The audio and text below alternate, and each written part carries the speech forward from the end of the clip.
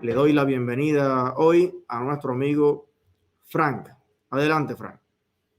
Hola, ¿cómo estás, Eliezer? Saludos a todos. Saludos, el hombre el hombre de los 1000 pares de gafas.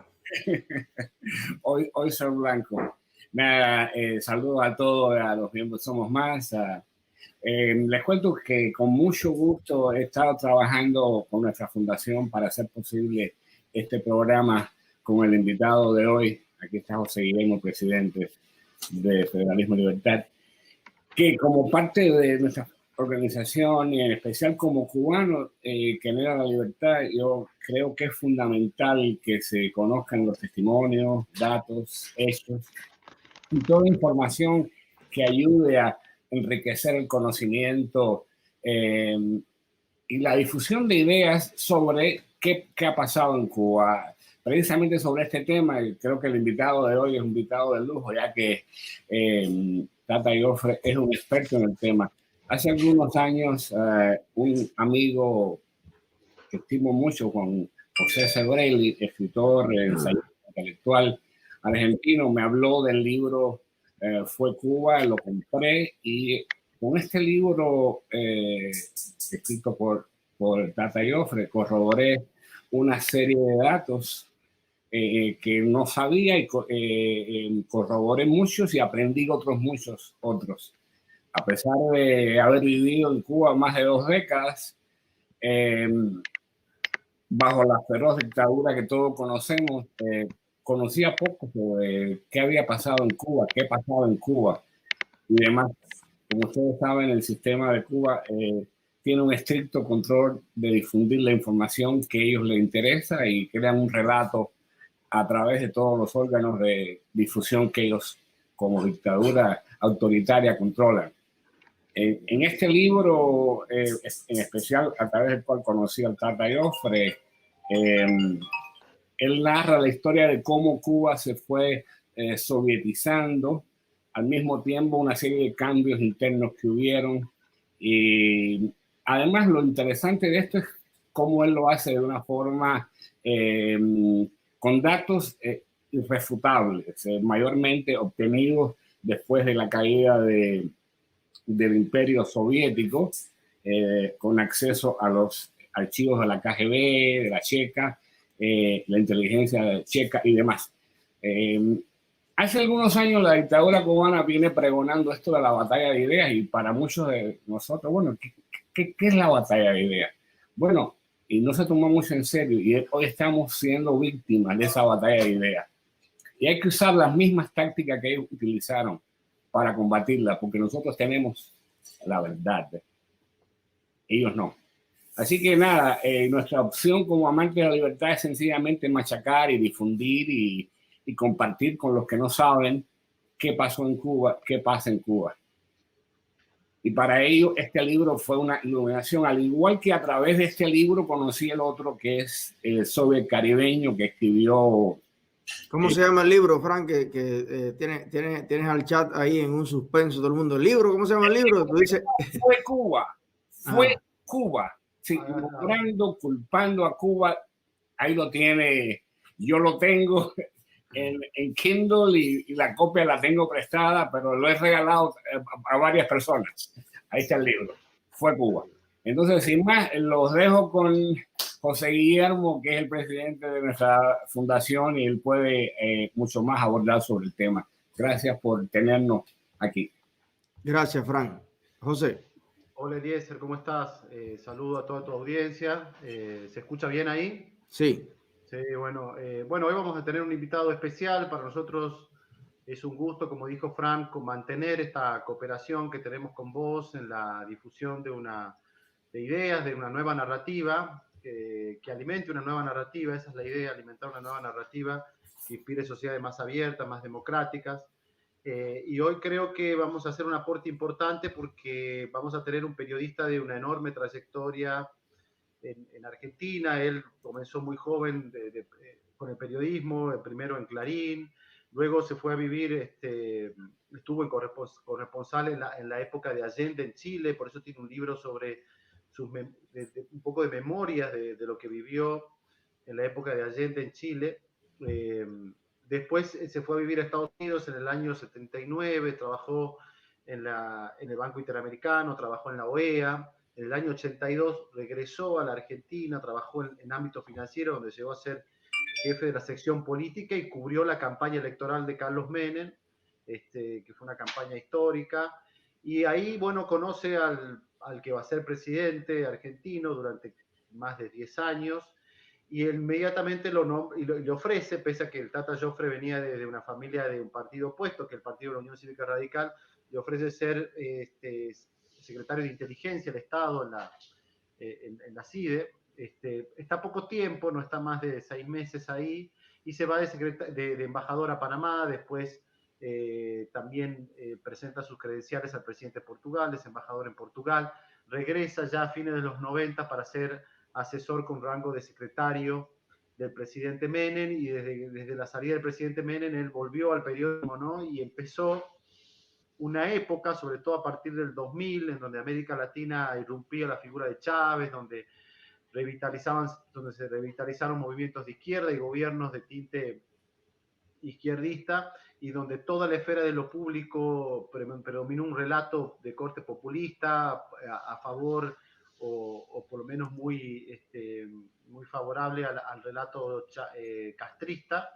Él comenzó a publicar una serie de libros haciendo uso de una cantidad enorme de archivos que lo tuvo de toda su trayectoria, no solo desde que era miembro de periodista en los 70, en los 80, corresponsal, trabajar en organismos de inteligencia del Estado e incluso en organismos internacionales.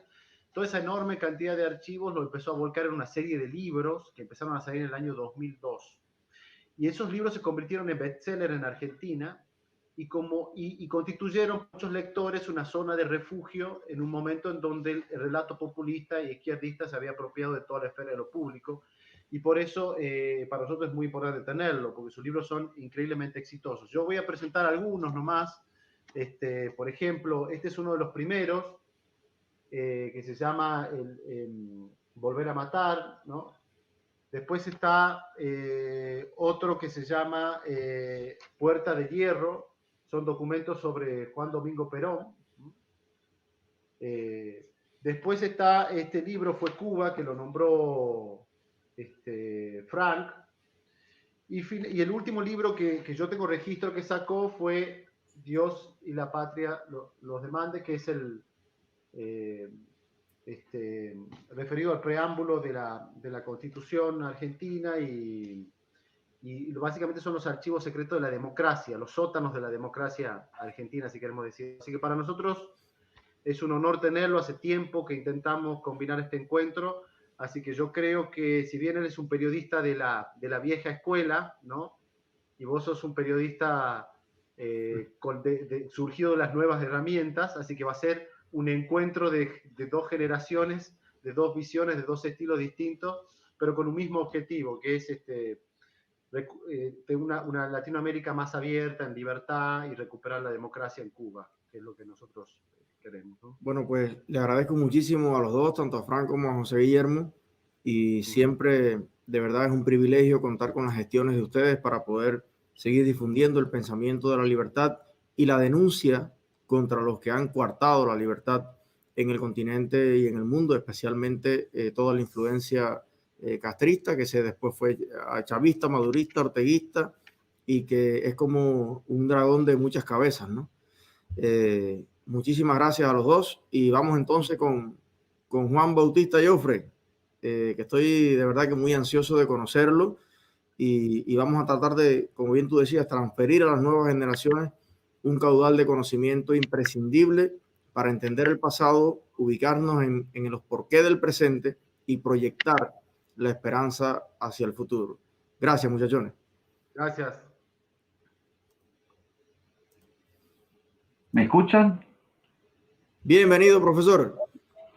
No, profesor, amigo, decime, profesor de nadie. Trato de contar en los libros las experiencias que uno ha vivido en la vida y lo que ha aprendido.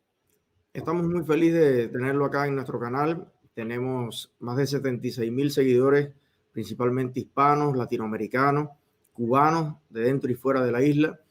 Y estamos la verdad que muy asombrados con los datos que usted ha revelado en sus libros, especialmente en Fue Cuba, los archivos a los que ha podido acceder, pero toda esta historia no ha podido transferirse a las nuevas generaciones, sobre todo de cubanos, porque la mayoría vive bajo un régimen que todavía, al sol de hoy, controla la radio, la prensa, la televisión, y este tipo de canales como el nuestro, nos orgullecemos de que sea una ventana para poder crear ese puente de luz, ¿no? Y que se entienda todo lo que ha sucedido antes. Entonces, gracias por estar aquí y me gustaría, bueno, dejarlo a usted un poco libre de hacernos una introducción, un mensaje, luego yo ya le haré algunas preguntas, así que siéntase cómodo, es una conversación más que una entrevista.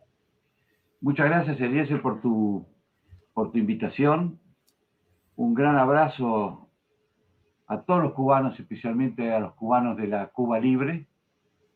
Mi compromiso es con ella. Un gran abrazo a los argentinos que están por el exterior circulando y a los latinoamericanos. Tengo 13 libros, Eliezer. En todos mis libros está presente Cuba, porque en mi vida estuvo presente Cuba. Siendo muy joven, y vamos a entrar en nada más que en los recuerdos personales para después entrar en la historia, aprendí a bailar con los ritmos cubanos. Aprendí con mi amiga Celia Cruz, aprendí con la Sonora Matancera. Años después visité a ese grande de la canción que es Willy Chirino, que supo cantar El día llegará. Aprendí mucho de los cubanos y ahora voy a aprender contigo también. Bueno, a ver si me enseña usted lo que aprendió a bailar, porque yo todavía no he aprendido. Bueno, pero fíjate una cosa, siendo yo un joven de 12 años, escuchaba a su padre, porque era la manera de aprender, en silencio, yo, y mi padre estaba hablando con un alto funcionario de la Cancillería Argentina que se llamaba Arnaldo Musich. Posteriormente va a ser embajador de Washington. Estamos hablando casi de finales del 59.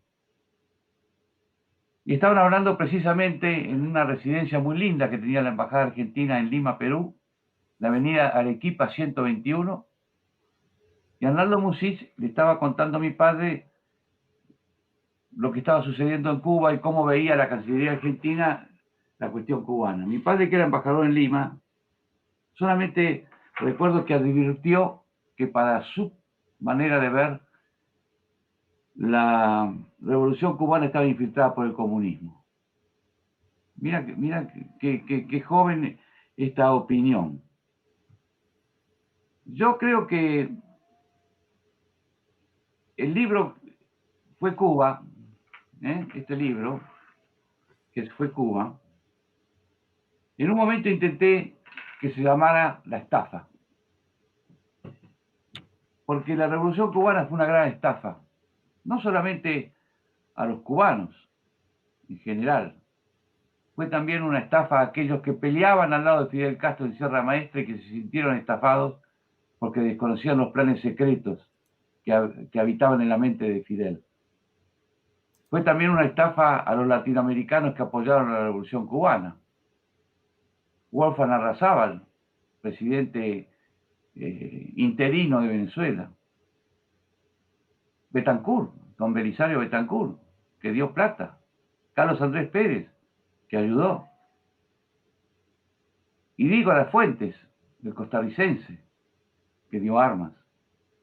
Todos apoyaron con beneplácito esa revolución cubana que amanecía en esa querida isla, y potente isla.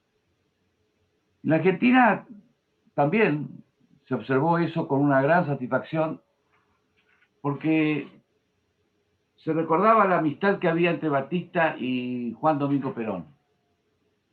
Entonces se interpretaron que la revolución cubana era una suerte de revolución libertadora que había ocurrido en Argentina, que había echado a Perón en septiembre de 1955. Y se equivocaron. Un gran cubano, más joven que yo, supo hacerme entender que la revolución cubana que bajó de Sierra Maestra ya estaba infiltrada por el comunismo. Los grandes homenajes, Eliezer, yo los hago en vida, porque cuando están muertos ya no sirve para nada. Entonces, quiero mostrarte este libro, que se llama, ¿lo has visto alguna vez? Se llama El Soviet Caribeño.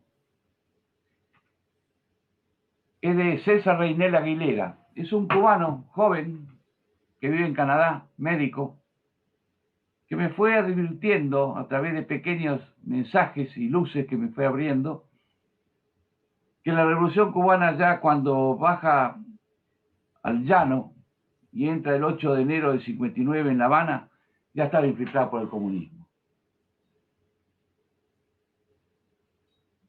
Fidel va a llegar a La Habana el 8 de enero. Una semana antes, Batista huye a República Dominicana, un 1 de enero a la madrugada. Él, su hijo, otros hijos ya habían partido el 29 de diciembre porque Batista la veía muy mal. Estados Unidos no daba apoyo ya, había roto, digamos, relaciones personales con Batista. Le había cortado todo tipo de armas para enfrentar a las tropas castristas. Y Orlando Piedra Norehuela, no sé si te suena, el jefe de policía de Batista, va a ser el que va a elegir en esa pista de aviación quién sube y quién no sube al avión. Y así se van a República Dominicana. En realidad, Batista quería irse a Daytona, quería irse a Estados Unidos, y no lo logra. Fidel llega después de un largo recorrido de Santiago de Cuba hacia La Habana, la caravana de la libertad, de la paz, donde la gente lo veía pasar. Muchos de sus soldados usaban un rosario en el cuello.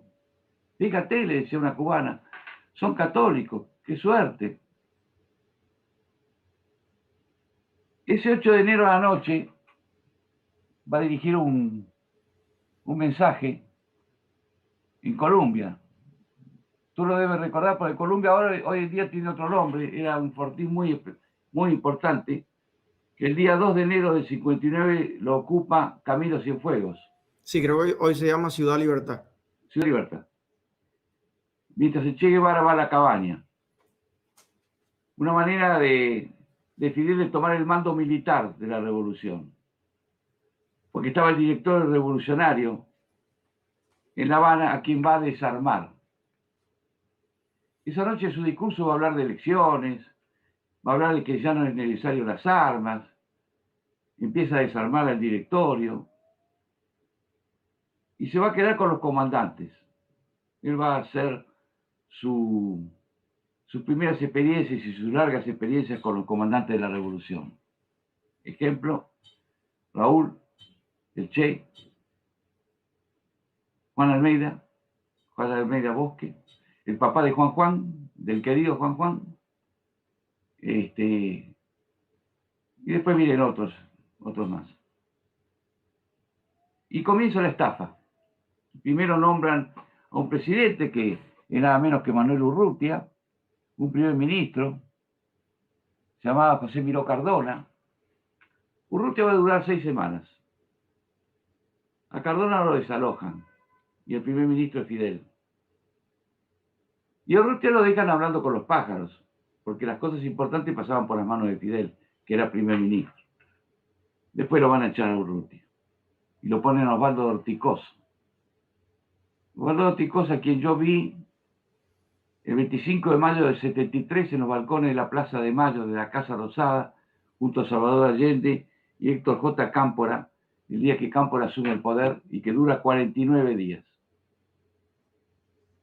Y así empieza la Revolución Cubana y así empieza la estafa. ¿Cómo es la estafa? La estafa es decir algo y tú vas a hacer todo lo contrario. Es mentir.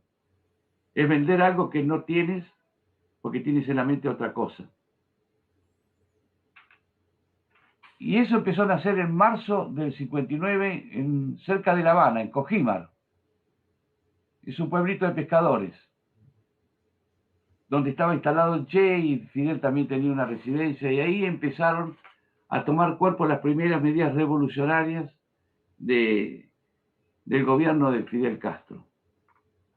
Ahí van a ver 2 o 3 medidas importantes. Primero, la ley de la reforma agraria, que no es la que se firmó en Sierra Maestra durante los días de la lucha. Va a haber una ley de reforma urbana. Después se va a crear las milicias del INRA, que la va a tomar Raúl y el Che Guevara. Y así van haciendo de a poco ese gobierno que con el tiempo Eliezer empieza a callar. Primero la prensa. Entonces, lo primero que se termina es el diario La Marina, que no existe más, ¿no? No. El diario La Marina no existe más. Hasta que termina con el diario El Tiempo, en donde Fidel va directamente a la redacción y habla con el subdirector del diario. Y cuando los dos bajan a la calle, se lo queda mirando como para que el subdirector le abra la puerta. Y el subdirector no le abre la puerta y le dice Fidel, no le falles a la revolución. Y el subdirector le va a decir, Fidel, no le falles a Cuba. Luego va por otro medio de comunicación muy importante, que era un canal de televisión de la familia Mestre. Recuerdo los cuentos de la hija de Guarmestre, de cómo era el Fidel inicial y cómo fue el Fidel con el poder.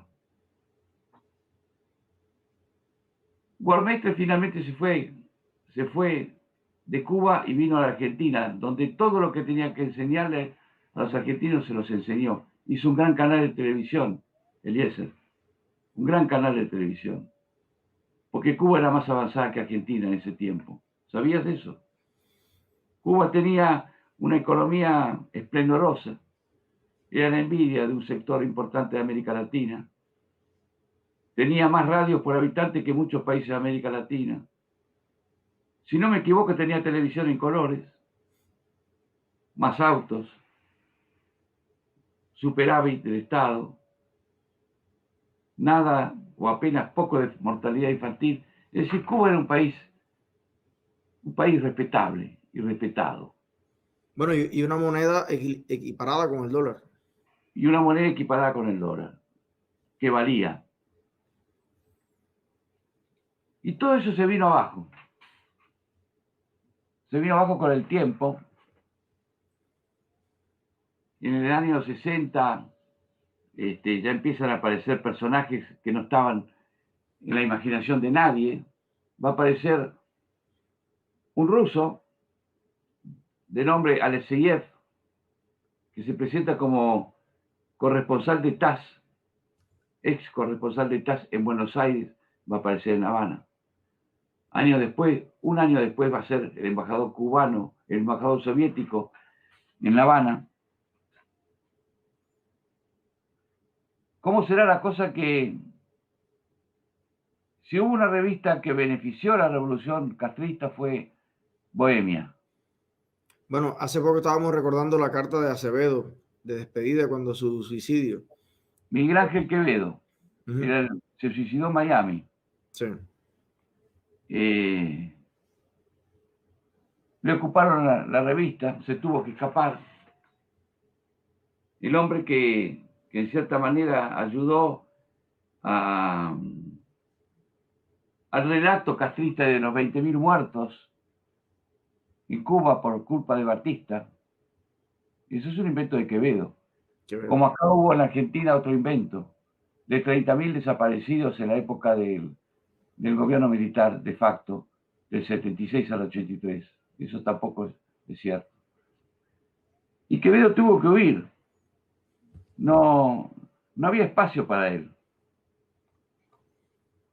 En medio de todo esto, en medio de la ignorancia, porque todas estas cosas nacen en secreto, porque esto va a ser parte de la Guerra Fría, y en la Guerra Fría los que se enfrentaron duramente fueron los equipos de inteligencia. Raúl va a viajar a Praga, hace su primer viaje a Praga. Después va a viajar Ramiro Valdés, un personaje importante, Ramiro Valdés, no solamente en Cuba, también en Venezuela, en los años de Chávez. Vamos a hablar de Chávez si quieres también. Sí, sí. Todo está interconectado. Y ahí empiezan a mantener las primeras conversaciones que van a dar pie a lo que va a ser el servicio de inteligencia cubano. Un gran servicio de inteligencia con el pasar de los años. Se necesita tiempo. Y mirá si los cubanos, los castristas han tenido tiempo. Te quiero pedir disculpas porque a veces digo los cubanos y son los castristas, porque no todos los cubanos son castristas, pero se me escapa. El 17 de mayo del 60, la inteligencia checoslovaca se instala en La Habana. El agente residente se va a llamar Peterka. Pero quiero contarte algo antes, previo al secreto de este libro. En el año 2012, yo viajé con mi esposa de turismo, fuimos a Praga. Y como todo tiene relación con todo, acababa de terminar un libro, estaba descansando para venir a la presentación de ese libro, que era sobre Malvinas, la guerra de Malvinas. Y imaginaba ese Praga por donde seguramente el Che, disfrazado, caminaba sobre esos empedrados. Tenía poca noción del valor de la inteligencia checoslovaca, pero sabía que había prestado un gran apoyo, una gran solidaridad a la revolución castrista. Pero sabes que yo visité los archivos de la inteligencia checa y viste el expediente que le tenían abierto a Fidel. Sí. O sea que mucho apoyo, pero siempre con cuidado. O sea, sí, claro. Bueno, y en Polonia le pusieron micrófonos en la habitación cuando fue que participó en aquel juego con los muchachos polacos de una universidad y todo, y el hotel donde se quedó se lo habían llenado de micrófonos. O sea que ellos, era como ese viejo dicho de confía, pero controla. Entre ellos estaban todos controlados también. Lo mismo pasó con Raúl en Praga, que le llenaron de micrófonos y se escuchaba cuando Raúl pedía chicas rubias. Pero uno, si tú ves mi currículum ahí, verás que fui durante 6 meses jefe de inteligencia en Argentina. Entonces, en ese tiempo uno tiene muchos amigos, conoce mucha gente, y yo le pedí a un jefe de inteligencia europeo si podía tener la amabilidad de dejarme entrar en el archivo de Checoslovaquia. Ya había caído el muro de Berlín, ya habían pasado muchas cosas, y ese europeo se comunicó con un amigo de él en Praga, porque había estado destinado en Praga ese europeo, y conseguí los primeros 15.000, las pequeñas fotos de cada uno de los documentos, 15.000. Después me llegaron tiempo más tarde 50.000 más. Y con eso hice este libro. Y ahora quiero encontrar yo la respuesta a una pregunta. Yo creo que sobre la Revolución Cubana han escrito importantes escritores, con más apoyo económico que yo, con más asesores, con más respaldo. ¿Por qué me voy a olvidar de Hugh Thomas, el británico? ¿Cómo olvidar a Tad Schultz y su biografía de Fidel? Jorge Castañeda, el canciller de México. John Lee Anderson. ¿Por qué no accedieron a los archivos de Praga? ¿Qué pasó? Que este argentino como diría el Papa Francisco, al final del mundo viene a ocuparse de eso y descubre esto. El año pasado, Eliezer, en Barcelona, me encontré con uno de los jefes de la guerrilla argentina. Le dije, bueno, les entré por la ventana a ustedes, porque les entré por los archivos de la inteligencia checoslovaca, porque los archivos de la inteligencia que importan en la Argentina están en La Habana y no se abren. La historia argentina, la tragedia argentina está en La Habana. No se rió y le tuve que explicar.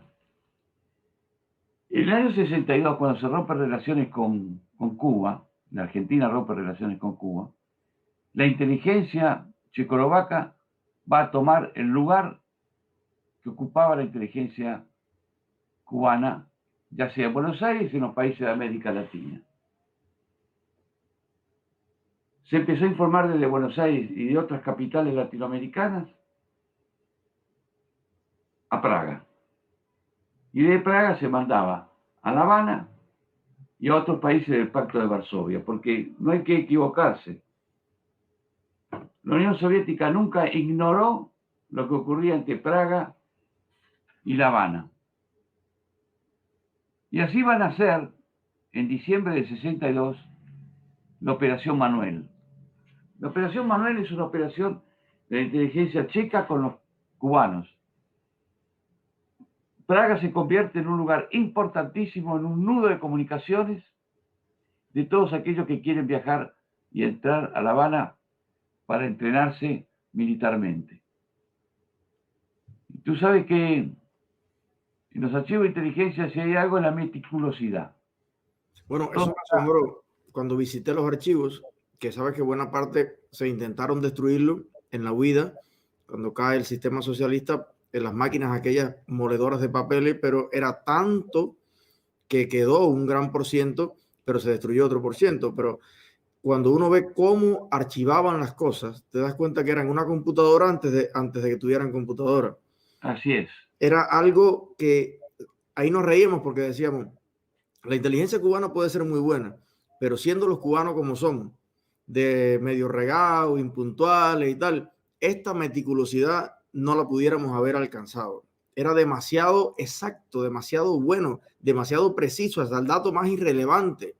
O sea, habían personas de las cuales le recogían las colillas de cigarro que iba botando y tenían en su archivo un hilito con las colillas de cigarro que botaba, las cositas mínimas. Las fotos íntimas, el seguimiento de la inteligencia checoslovaca a los diplomáticos cubanos, cuáles eran sus debilidades, estaba todo anotado. Y mucho de eso está en este archivo, de este libro, y otros han quedado afuera. Pero la Operación Manuel va a ser una operación muy importante para América Latina, porque a partir de ahí, numerosos y numerosos personajes que después van a ser conocidos en las páginas policiales como terroristas, van a pasar por Praga dirigiéndose a La Habana.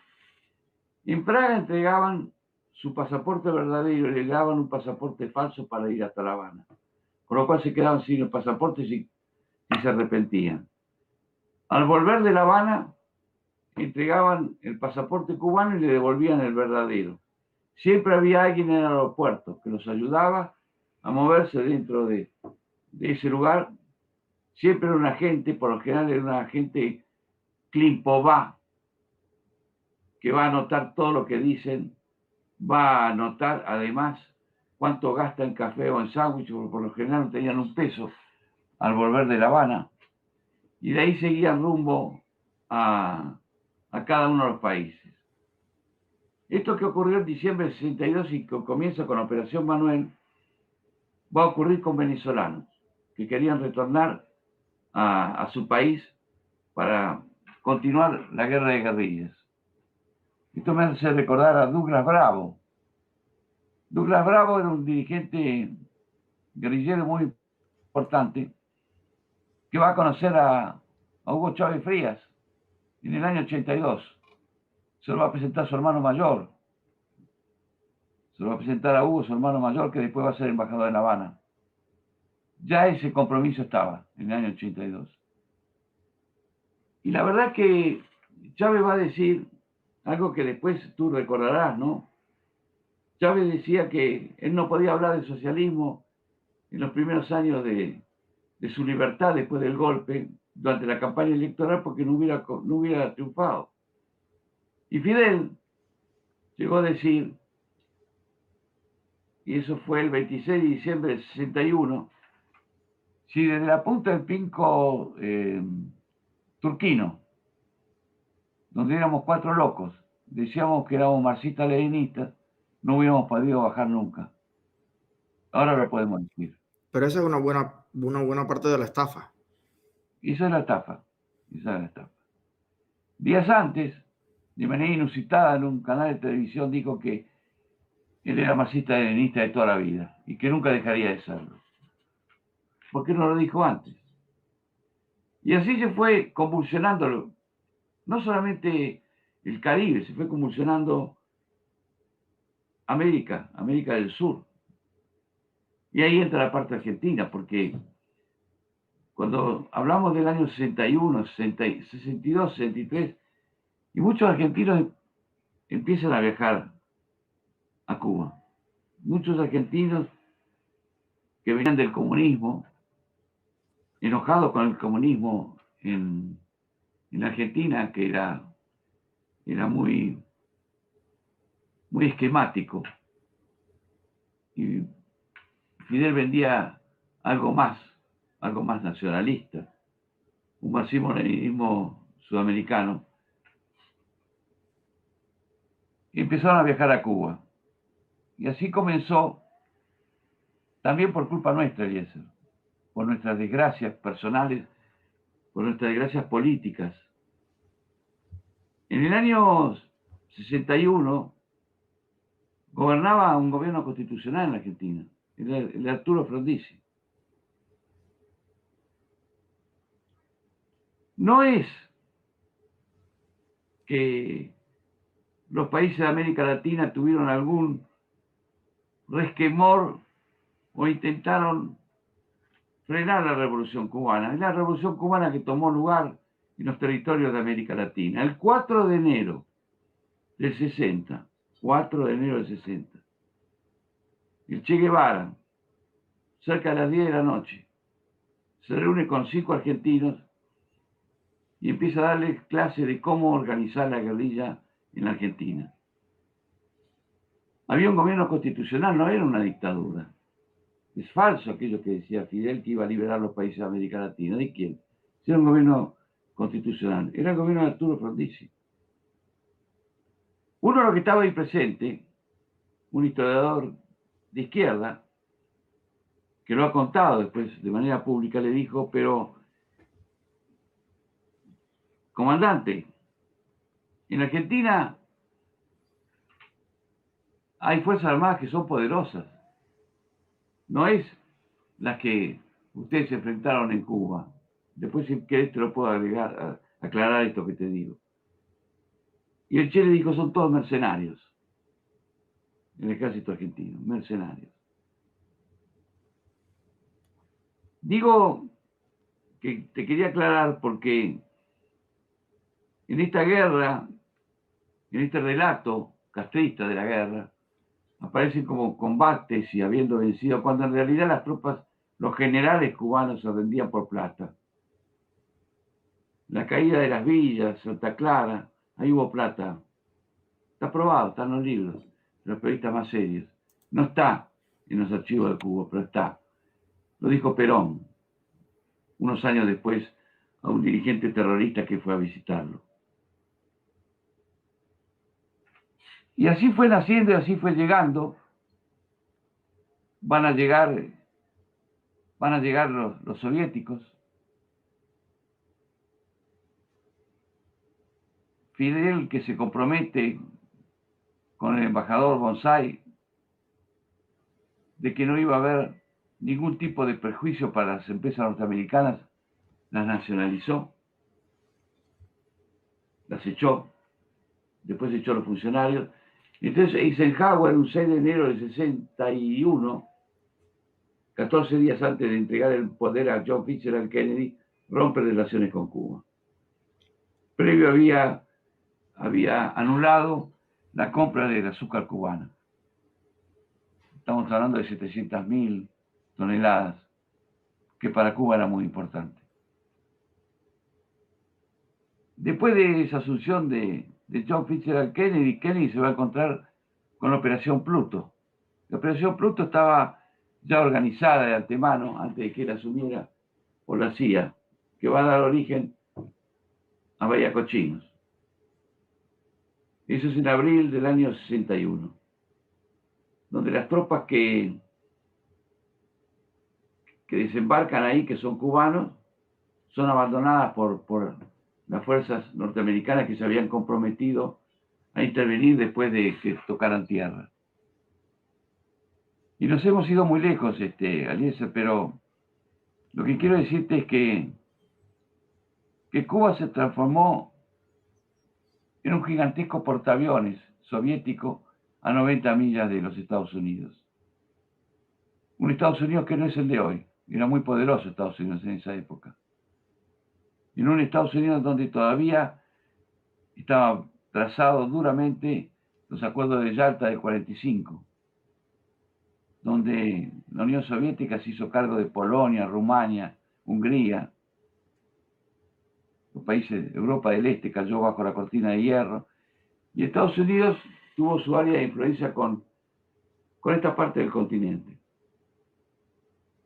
Los soviéticos, de esta manera, pudieron tener a 90 millas de sus costas un centro de inteligencia importante, y ya en el año 62 van a instalar misiles. Juan, empieza la operación Anadir. Sí, actualmente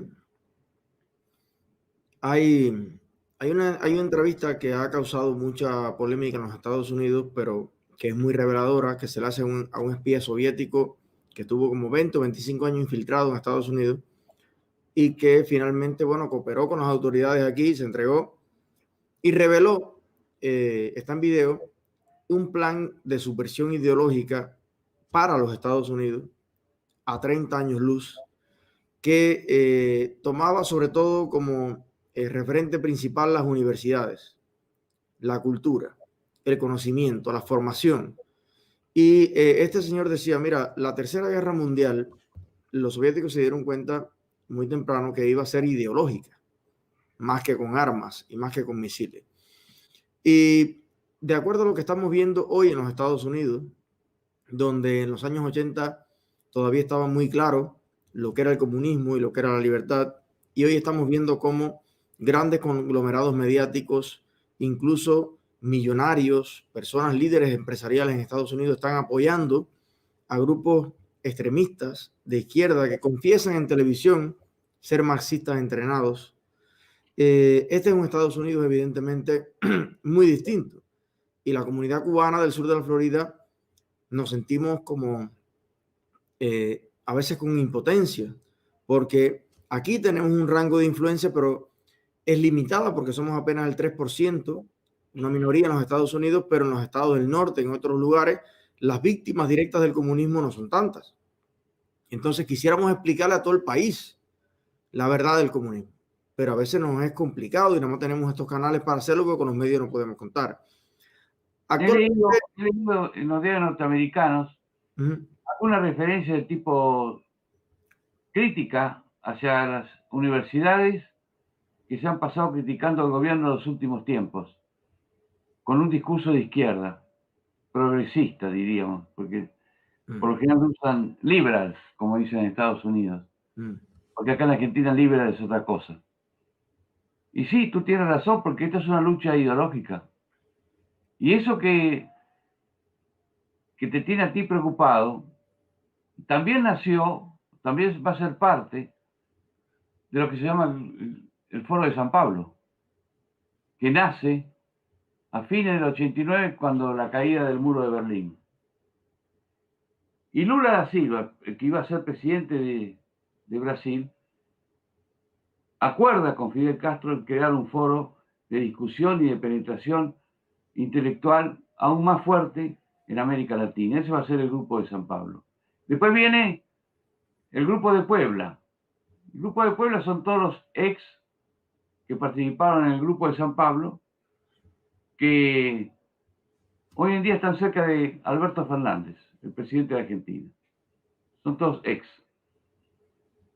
Acá estamos viviendo una etapa de debate intelectual también. Nunca dejó de tenerse ese debate intelectual. Mira, el 24 de marzo del 76 hubo un golpe en Argentina. La sociedad estaba harta de la violencia. Cuanto peor, mejor, decía el jefe de la guerrilla, Mario Eduardo Firmenich. Cuanto peor, mejor. El máximo líder político, democrático, le fue a pedir al general Videla que termine con esta agonía en la que vivía la Argentina, donde morían cientos de argentinos por semana, muchos muertos por día, bombas, secuestros, asesinatos. El diario principal o el diario intelectual de Jacobo Timerman pedía lo mismo.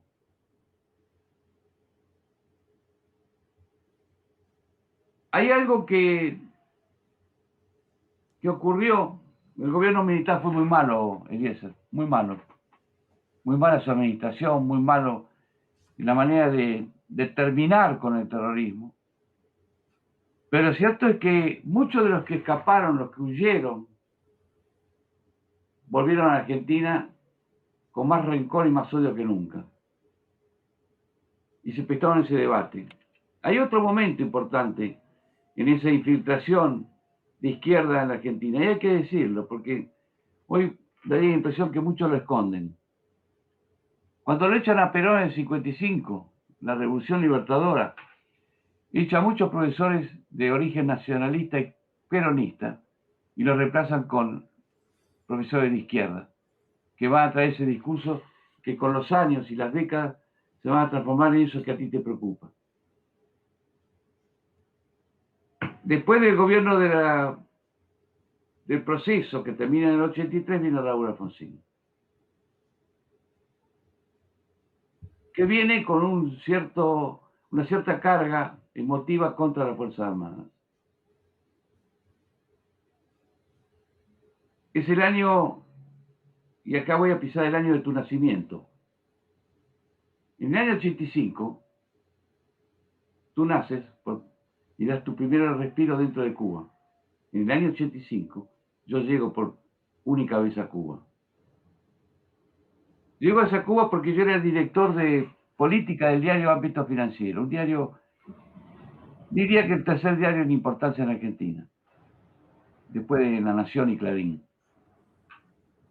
en donde Fidel Castro enseñaba a los que escuchaban cómo no había que pagar la deuda externa a los Estados Unidos de Norteamérica, pero nunca revelaba que él pagaba la deuda a la Unión Soviética, ya sea con azúcar o con lo que pudiera exportar Cuba. En ese mismo año, el año 85, el presidente Alfonsín, primer mandatario de un país que estaba económicamente destrozado y que había perdido una guerra, viaja a los Estados Unidos para encontrarse con Ronald Reagan. Y en el Jardín de las Flores, la Casa Blanca, le da una lección de democracia a Ronald Reagan. En vez de haber tenido una actitud más, ¿cómo diría?, humilde frente a lo que tenía que hacer al volver a su país. Podía ir a La Habana. En el año 85, Alfonsín viaja a La Habana. Porque todo esto forma parte de las enormes equivocaciones y tonterías que tomamos los argentinos. Fue a La Habana para aconsejarlo a Fidel Castro. Pudo ir a La Habana, pero nunca se encontró con el presidente de Chile, con quien tenemos 5.000 kilómetros de fronteras comunes. Cuando tú eres un jefe de Estado, lo importante es lo que tienes que hacer de aquí al futuro. La política queda al margen. Hay muchas cosas que pueden quedar al margen de la política, porque hay otras tantas y muy importantes que tú debes hacer con el Estado chileno. Nunca viajó a Chile. Podía viajar a La Habana, pero no a Chile. En el año 85, mira, otro año tuyo, los cubanos bajan varias toneladas de armas en Carrizal Bajo, bajo las órdenes del jefe de tropas especiales castristas. ¿Qué van a hacer? Están armando el atentado a Pinochet, que lo van a concretar en septiembre del 85, si no me equivoco. Es decir, Cuba extendía su brazo a Chile, a la Argentina, a ese país al cual tú nunca fuiste todavía, pero vas a tener que ir, que es Bolivia. Ahí fue Che Guevara. En Brasil intentaron, pero no pudieron. En fin, esta es la historia del castrismo, la infiltración castrista en América Latina, la que hemos sufrido todos. Juan, ¿en qué estado valoras que hoy, con un país arruinado, un país que no tiene ni agua, ni luz, arroz, frijoles, la gente está a lo largo de toda Cuba haciendo unas colas horribles, está en su mayor debacle económica, incluso en algunos aspectos peor que el periodo especial de los 90? ¿Hoy crees que esa infiltración de inteligencia en Latinoamérica tiene el mismo poder que antes? ¿Tiene más? ¿Tiene menos? ¿Cuál sería la situación actual de esa penetración? ¿Y qué crees que va a pasar en el futuro inmediato? A diferencia de otros momentos, todavía Cuba tiene una gran colonia de la que se alimenta. Cuando un país no es dueño de su destino, cuando un país no puede manejar sus palancas de organización, de seguridad, cuando controla los servicios de inteligencia, la Cancillería, la luz, ese país no es un país, es una colonia. Esa colonia se llama Venezuela. Ya no irán los 150.000 barriles diarios, pero irán varios miles de barriles a Cuba. Y todavía Cuba está en capacidad de ordeñar a su colonia para sacarle lo que corresponda para sus intereses personales. Es cierto lo que tú dices. Cuba está muy mal. Cuando tú entras en internet y tratas de ver un poco el paisaje de La Habana, la verdad que es una destrucción. Cuando uno ve ese centro de La Habana que fue tan lindo en otros años y ve lo que es hoy, un país que se cae a pedazos, derruido, destruido, y su población que habla tan poco, con temor, tiene temor, a veces vencida. Hay un ejemplo que tú has dado, que es muy bueno, es el ejemplo de la pulga adentro de un frasco, que trata de escapar y choca con la tapa del frasco, saltando al segundo o tercer salto, se derrumba y baja los brazos. Me hiciste la inteligencia bien. ¿Qué debo hacer? No, bueno. Hay que googlear. Quería saber con quién me iba a encontrar. Ya te conocía, además. Te conocía a través de tus charlas y tus entrevistas. Sigo mucho a los cubanos, Elias. No está acá. Este es un cuarto bastante pequeño donde yo escribo. Es parte de acá está parte de la discoteca. Porque es una habitación muy cargada de energía. Pero si tú vinieras a casa y vieras mi biblioteca, tú verías una banderita cubana con un crespón negro. Hace muchos años le prometí a Jorge Mascanosa, que era mi amigo, que ese crespón negro lo iba a sacar de esa bandera el día que los Castro se fueran de ahí. Y con esa bandera se emocionó Celia cuando vino y nunca imaginó que podía yo tener eso. Dije, Celia, ha pasado esto. Es el compromiso que uno tiene, que es el mismo compromiso que puedo tener hoy de amistad con Carlos Alberto Montaner, muchos más que están por ahí. El mismo compromiso que puedo tener contigo si tú me pides algo y yo te lo voy a hacer. Porque con la Cuba Libre no hay límites. Ayudas, ayudas, porque... Miami, cuando se levante esta cosa del coronavirus, que por cierto va a pasar por acá también Axel Kaiser, estamos cuadrando alguna conferencia, alguna cosa que hay mucha gente que lo sigue. Me gustaría también invitarte a alguna presentación de tu libro presencial acá. Pues tienes que pasar también por nuestra casa y probar el ajiaco cubano que siempre estamos nosotros promocionando, lo hacemos muy bien. Un buen café que mi esposa lo hace excelente, de verdad. Y Iván, a mí me gustaría mucho, se nos acaba el tiempo, pero me gustaría mucho, y me lo han pedido además, que te pidiera un consejo para darlo a todos los que estamos luchando contra el castrismo dentro o fuera de Cuba, y que tiene que ver con tu experiencia sabiendo cómo trabaja la inteligencia cubana y sabiendo que este momento en especial es muy crítico, están cada vez más acorralados, cada vez más asfixiados. Algunos tips, algunas cosas a tener en cuenta, algunos cuidados que debamos tener de cara a un posible también aumento de la agresividad contra las principales voces, los principales influencers dentro y fuera de Cuba. Hace poco, no sé si sabes que el jefe de Cadeca, que fue director del banco también en Cuba, un coronel retirado, un tipo del sistema, nos ha amenazado de muerte. Ha dicho que con cualquier calibre estamos en su rango de fuego. ¿Y qué tal? Es muy seria la cosa. Eso fue hace 2 o 3 días, ¿no? A mí, a Otaola. Bueno, hace horas atrás a un dirigente en Cuba le dijeron o te vas o te matamos. Esto ocurrió ahí cerca de Guantánamo. Hay una agencia noticiosa donde tú has salido varias veces ahí también con noticias. Los cubanos, yo no les tengo temor.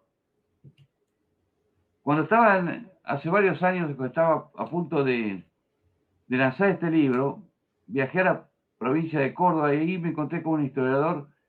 Me dijo, che, Tate, ¿qué estás escribiendo? No, estoy presentando el libro sobre Cuba. ¿Cómo? Me dijo, sí, hay que contar lo que ha pasado con Cuba acá. Sí, ¿no tenés temor vos? Y no, ¿qué temor? Hay que escribirlo. Eliezer, en la Argentina se llegó a secuestrar a un poderoso empresario argentino y se le sacaron 60 millones de dólares.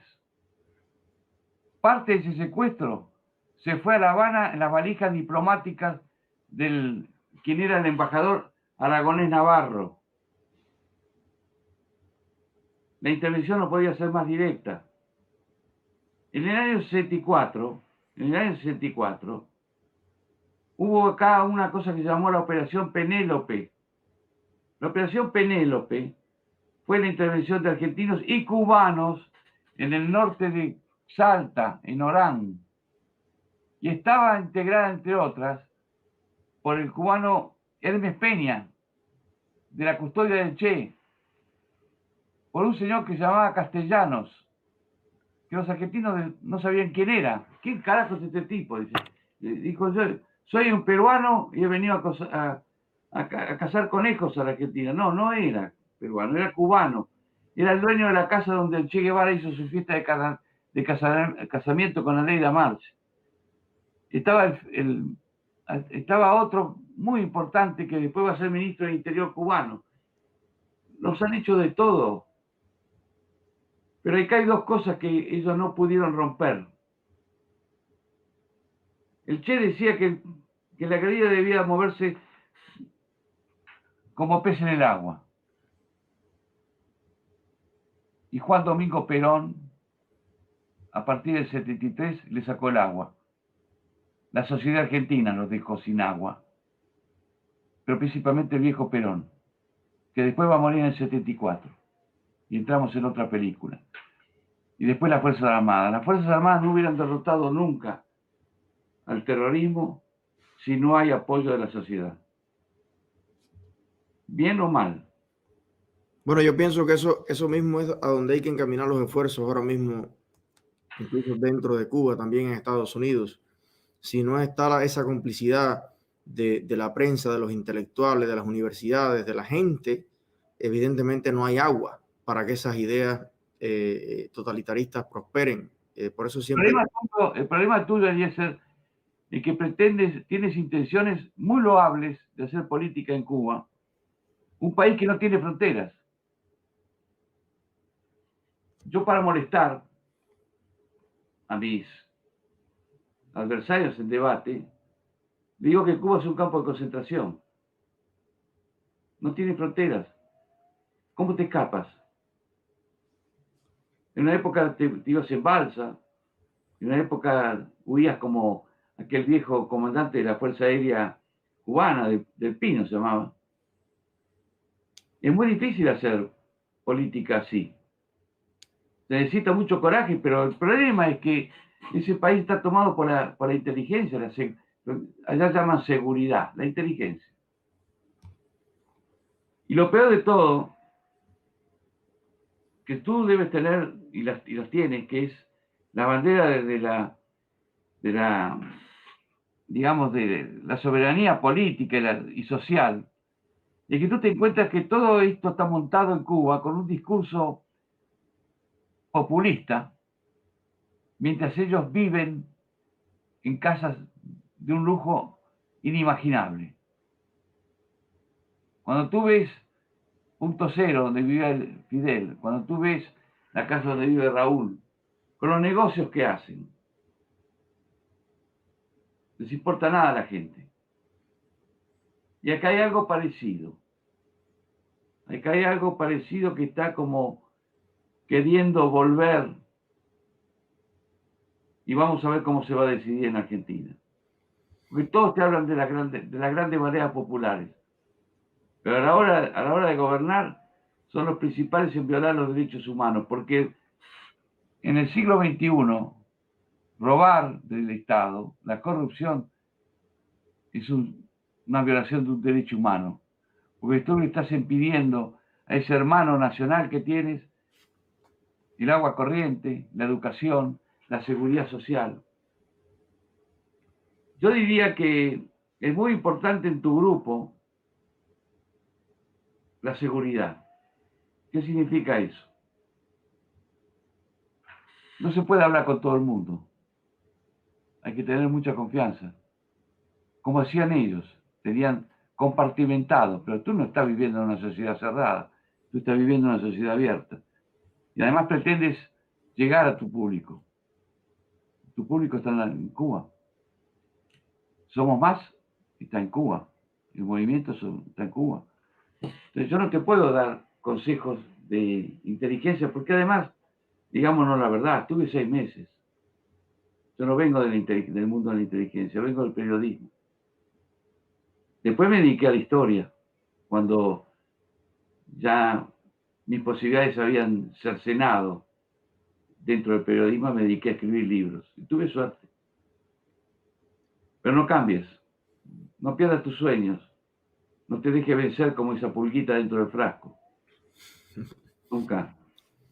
Yo te agradezco mucho, Juan, que nos dediques un chance, y yo creo que lo más importante de esta breve conversación, que me gustaría tenerla por horas y por días, es que le ha picado el bichito a las personas, 3.389 personas que nos están viendo en vivo, de buscar precisamente los libros que tú has escrito, donde se revela esa gran cantidad de documentos, operaciones, y yo creo que se revela algo muy importante, que va de la mano de una cápsula informativa que hicimos aquí la semana pasada, porque en Cuba se acusa a Estados Unidos de ser imperialista, de entrometerse en los asuntos de otros países, de ser militarista, agresivo, pero cuando hicimos un análisis riguroso, Cuba había intervenido militarmente en 4 veces más países del 59 a 1990 que los Estados Unidos.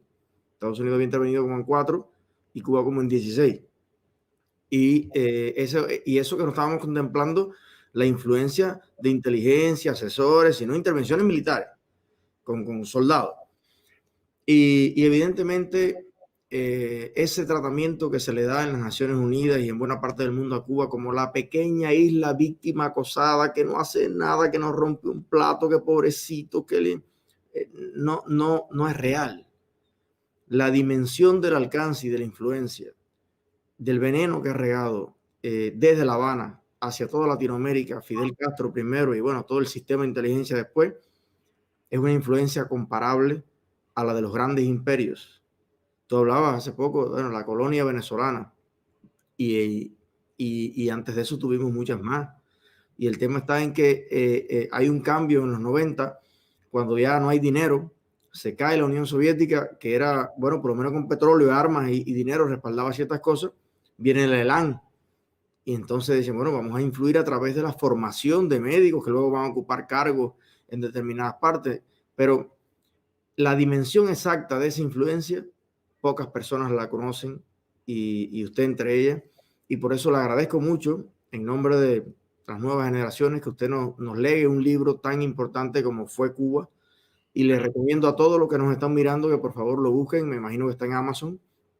Es un libro imprescindible que a todos le va a abrir un espectro de información alucinante. Y los demás libros también de Juan Bautista Joffre, pero ese en especial lo recomiendo mucho, mucho.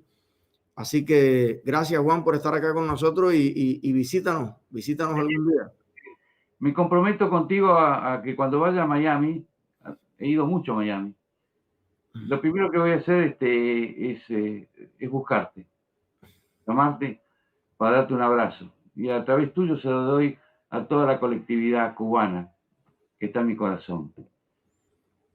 También quiero mandarle un gran saludo a los venezolanos, que sé lo que sufren. No se ofendan, pero yo he dicho que, lo acabo de decir, ustedes lo han escuchado, que Venezuela es una colonia cubana. La provincia de Ultramar la llaman. Quiero también mandarle un gran abrazo a los argentinos que están allá, que han tenido que irse. En estas horas, Eliezer, un gran actor argentino que se llama Oscar Martínez acaba de decir que había perdido toda la esperanza en este país, en Argentina. Yo tengo 400 años de historia por parte de padre y madre en este país. Yo no pierdo la esperanza y no me voy a ir de acá. Me van a tener que echar. Pero quiero decirte que te agradezco mucho esta oportunidad de hacerle llegar a esa enorme cantidad de personas que están en tu web, y te mando un gran abrazo y te agradezco mucho la invitación. No, gracias a ti, gracias a Federalismo y Libertad, Frank, Juan Guillermo, y qué bueno seguir tejiendo una red de varias generaciones con conocimiento por un lado, con energía y proyectos por otro, para seguir defendiendo y promoviendo sobre todo la libertad en nuestra América. Nos vemos pronto entonces, apenas que levanten esto, aquí sabes que tienes un colchón, comida y amigos que te vamos a recibir con los brazos abiertos. Gracias a ti, te mandamos un gran abrazo de acá también. Gracias por invitarme, hermano. Un aplauso a ti también ahí. Nos vemos. Siga adelante, presidente. Vamos.